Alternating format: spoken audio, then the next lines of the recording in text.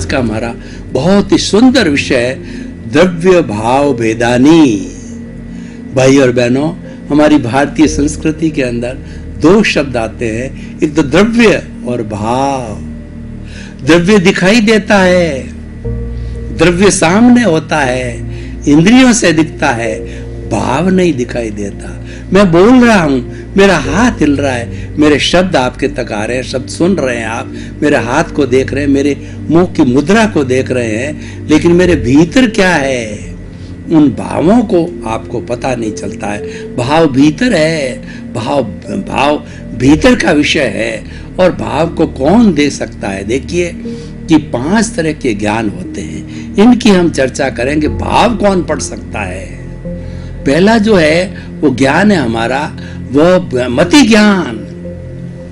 हमारी इंद्रियों के द्वारा, बुद्धि के द्वारा होने वाले ज्ञान को मति ज्ञान कहते हैं। सामान्य व्यक्ति मति ज्ञान के द्वारा, 5 इंद्रियों के ज्ञान के द्वारा वर्ण, गंध, रस, स्पर्श और इन सब चीज़ों की जानकारी करता है, और वह उन चीज़ों से जो है इस संसार के अंदर क्या चल रहा है उसकी मति ज्ञान करता है। मति ज्ञान ये हमारी बुद्धि से जुड़ा हुआ है, इसमें बुद्धि काम करती है, मन काम करता है, वचन क्या काम करता है, इसके माध्यम से सारा ज्ञान होता है। इसके माध्यम से, मति ज्ञान के माध्यम से हम समाज से जुड़े हुए रहते हैं, हम पढ़ते हैं, लिखते हैं, बोलते हैं और सारा कार्य करते हैं, ज्ञान की प्राप्ति करते हैं, मति ज्ञान। दूसरा होता है शुद्ध ज्ञान। शुद्ध ज्ञान क्या होता है? हम स्वाध्याय करते हैं, पुस्तकों का स्वाध्याय करते हैं, सत्संग करते हैं, और हम प्रभु की भक्ति करते हैं, प्रभु की वाणी सुनते हैं और प्रभु के भजन गाते हैं, गीत गाते हैं। ये सारा शुद्ध ज्ञान है। ये देखिए, मति ज्ञान तो व्यक्तिगत होता है व्यक्ति का, क्योंकि उसके लिए उसकी बुद्धि को अप्लाई करना होता है, उसके मन को, चित्त को और उसकी सारी इंद्रियों का उपयोग करना पड़ता है, वो मति ज्ञान होता है। शुद्ध ज्ञान होता है वो दूसरे के लिए उपयोगी है, ये परोपकार करने वाला शुद्ध ज्ञान है। क्योंकि शुद्ध ज्ञान के माध्यम से हम किसी व्यक्ति को रियल ज्ञान देते हैं, अल्टीमेट ट्रुथ देते हैं, हम कुदरत का कानून बताते हैं, सनातन सत्य बताते हैं। वो सारा जो है शुद्ध ज्ञान से होता है, और शुद्ध ज्ञान बहुत लाभकारी होता है। व्यक्ति में जितना बदलाव आता है वो शुद्ध ज्ञान से आता है। किसी आचार्य की और किसी ज्ञानी पुरुष की बात को सुन करके और वो प्रभावित होकर के अपने जीवन को जो मोड़ देता है। अगर कोई व्यसन करने वाला व्यक्ति है, व्यसन को छोड़ देता है, 7 तरह के व्यसन होते हैं, और वो किसी से प्रभावित हो जावे और उसको ये समझ में आ जावे ये व्यसन तो मेरा नुकसान करने वाले हैं, तो उस व्यसन को वो छोड़ देता है। ये सारा शुद्ध ज्ञान से होता है। शुद्ध ज्ञान जितना भी हमारा ये आगमों से कार्य होता है, त्रिपिटक से कार्य होता है, और ये जितनी भी सारी चीजें पढ़ने का, स्वाध्याय का काम होता है, ये सारा शुद्ध ज्ञान है। शुद्ध ज्ञान परोपकारी है, दूसरे का उपकार करने वाला। मति ज्ञान व्यक्तिगत होता है। और तीसरा ज्ञान, ये दोनों ज्ञान है वो परोक्ष ज्ञान है, यानी इसके लिए हमें साधनों का उपयोग करना पड़ता है, इंद्रियों का उपयोग करना पड़ता है, मन का उपयोग करना, चित्त का उपयोग करना पड़ता है, बुद्धि का उपयोग करना पड़ता है, इसलिए परोक्ष ज्ञान है। तीसरा अवधि ज्ञान।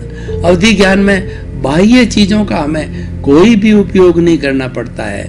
हमारी आत्मा का एक गुण होता है, लब्धि वीर्य होता है, तो ये आत्मा स्वयं बिना किसी बाह्य साधनों करके वो अपने ज्ञान को, क्यों अनंत ज्ञान वाला है, वो ज्ञान जब उस आत्मा के ऊपर जो है वो ज्ञानावर्णीय कर्म के जो है पुद्गल साफ होते हैं, उसकी सफाई होती है। तो जैसे कि बादल आते हैं और सूर्य ढक जाता है, बादल छटते हैं तो सूर्य अपनी छटा बिखेरता है, उसी से ज्ञानावर्णीय कर्म रूपी ज्ञान के आवरण हटते हैं तो ज्ञान प्रकट होता है। हम नया कुछ नहीं करते, हमारे भीतर के अंदर अनंत ज्ञान, अनंत दर्शन, अनंत शक्ति और अनंत सुख समाये हुए होते हैं, लेकिन उसके ऊपर हम ज्ञानावर्णीय, दर्शनावर्णीय, मोहनीय और अंतराय ज्ञान के जो पर्दे हटाते हैं तो यह शक्ति, आत्मा की शक्तियां सेल्फ प्रकट होती है। तो ज्ञानावर्णीय कर्म हटते ही, शुद्धि होते ही वह आत्मा जो दूर दूर तक, यहाँ से अमेरिका, उसकी एक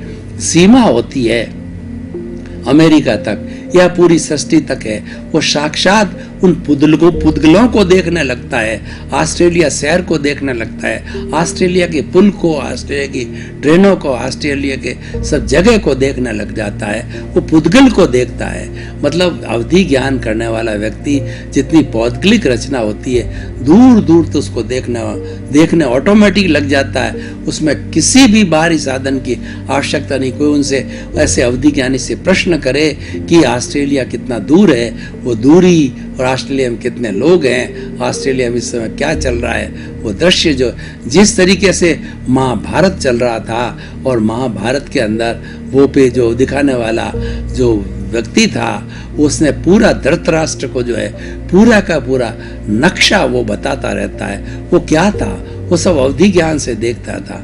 वो बैठा बैठा जो है वह देख करके, और जो है क्योंकि अंधा था, जो उनका जो दुर्योधन का पिता था वो धृतराष्ट्र अंधा था, उसको सारा महाभारत का विवरण बताया। वो अवधि ज्ञान से कुरुक्षेत्र को उसने देखा, और जो लड़ाई लड़ रहे थे कौरव पांडव, वो लड़ाई को साक्षात देखा और उसका चित्रण खींच करके शब्दों के द्वारा जो है धृतराष्ट्र को बताया। तो ये सारा अवधि ज्ञान का है। तो मति ज्ञान, शुद्ध ज्ञान, अवधि ज्ञान, और चौथा मनोप्रयोग ज्ञान। अब मैं विषय पे आता हूँ, भाव का अध्ययन कौन करता है? भाव का अध्ययन करने वाला मनोप्रयोग ज्ञानी होता है, जो कि उस पर्टिकुलर व्यक्ति के भीतर जो विचार चल रहे हैं, भाव चल रहे हैं, चिंतन चल रहा है, और वो भी सारे पौद्गलिक जो उपयोग में लिए जाते हैं, चिंतन में भी पौद्गलिक परमाणु होते हैं, उन सब को वो पढ़ लेता है, रीडिंग कर लेता है। अवधि ज्ञानी रीडिंग नहीं कर सकता, भावों की रीडिंग नहीं कर सकता, मनोप्रयोग ज्ञानी कर सकता है।